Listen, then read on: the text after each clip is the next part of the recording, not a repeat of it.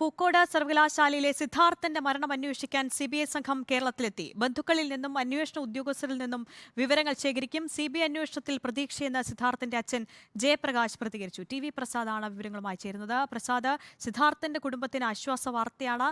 CBI സിദ്ധാർത്ഥന്റെ മരണവുമായി ബന്ധപ്പെട്ട കൂടുതൽ വിവരങ്ങളാണ് ഇനി ശേഖരിക്കുക. മറ്റു വിശദാംശം.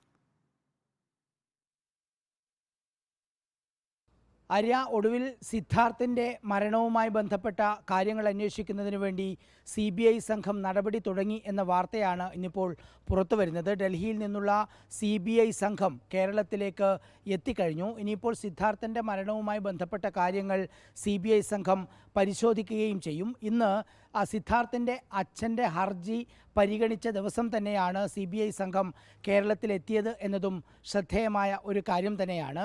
ഇതിനോട് സിദ്ധാർത്ഥിൻ്റെ അച്ഛൻ പ്രതികരിച്ചത് ഇതിൽ സന്തോഷമുണ്ട് എന്ന് തന്നെയാണ്. എത്രയും പെട്ടെന്ന് സിദ്ധാർത്ഥിൻ്റെ മരണം അന്വേഷിക്കാനുള്ള CBIയുടെ വിജ്ഞാപനം പുറത്തിറക്കണമെന്ന് കേന്ദ്ര സർക്കാരിനോട് ഹൈക്കോടതി ആവശ്യപ്പെടുകയായിരുന്നു. എന്താണ് ഇതിന് തടസ്സമെന്ന് ഹൈക്കോടതി ചോദിക്കുകയും ചെയ്തു. വിവരങ്ങൾ നൽകിയത്.